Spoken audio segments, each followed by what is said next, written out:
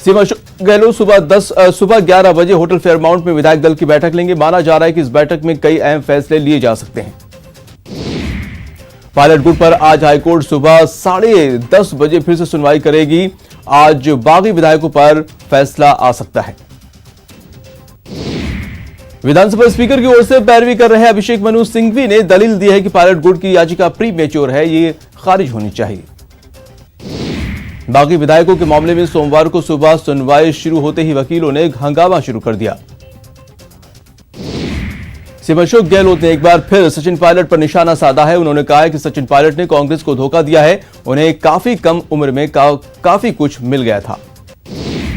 गहलोत ने कहा कि पायलट की सम्मान कभी कोई कम नहीं की, लेकिन अब पायलट का चाल चरित सामने आ गया।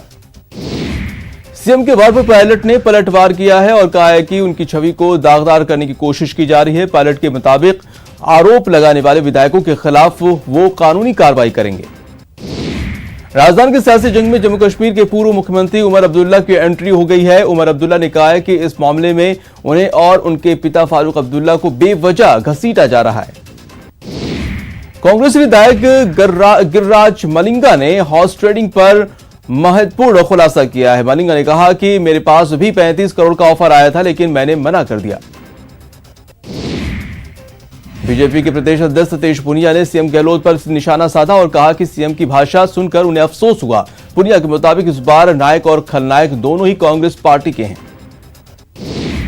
प्रदेश सरकार ने सीबीआई को लेकर एक अधिसूचना जारी की है, जिसके तहत अब सीबीआई सीधे तौर पर प्रदेश में जांच नहीं कर सकती। इसके लिए राज्य सरकार की सहमति जरूरी होगी।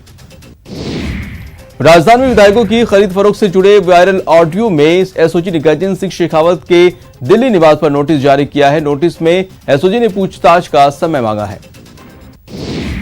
सियासी घमासान के बीच पूर्व मुख्यमंत्री वसुंधरा राजे के लिए मुश्किलें बढ़ गई हैं। राजस्थान हाईकोर्ट ने पूर्व मुख्यमंत्री वसुंधरा राजे का सरकारी बंगला खाली नहीं कराने के मामले में राज्य के मुख्य सचिव राजीव स्वरूप को अवमानना नोटिस जारी किया है।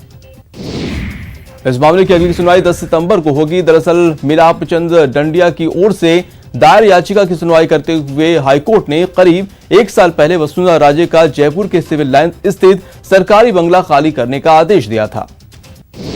राजस्थान के बहुचर्चित भरतपुर के राजा मान सिंह समेत 3 लोगों की हत्या के मामले में आज फैसला सुनाया जाएगा। सुप्रीम कोर्ट के आदेश पर 35 साल पुराने इस मुकदमे की सुनवाई मथुरा जिला जज की अदालत में हो रही है।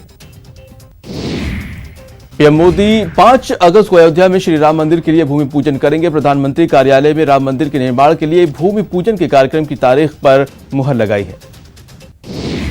दुनिया में कोरोना वायरस से अब तक 1,47,50,032 संक्रमित हो चुके हैं। इसमें 88,05,556 लोग ठीक भी हो चुके हैं। वहीं 6,10,839 की जान जा चुकी है।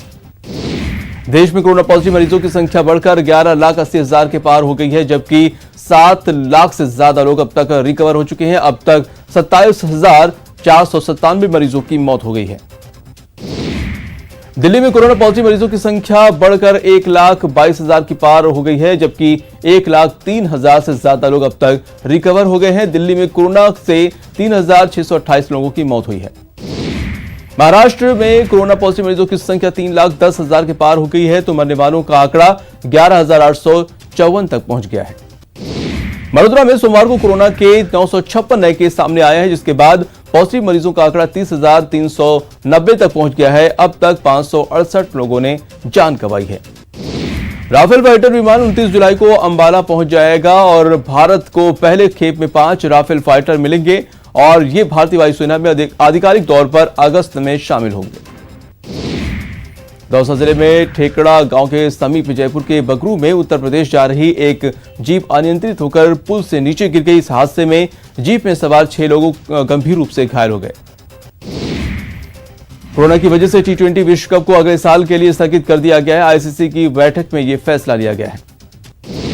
मैनचेस्टर के ओल्ड ट्रैफर्ड मैदान पर खेले गए 3 मैचों की सीरीज के दूसरे टेस्ट मैच में इंग्लैंड क्रिकेट टीम ने वेस्टइंडीज को 113 रनों से हराकर सीरीज में 1-1 से बराबरी कर ली है।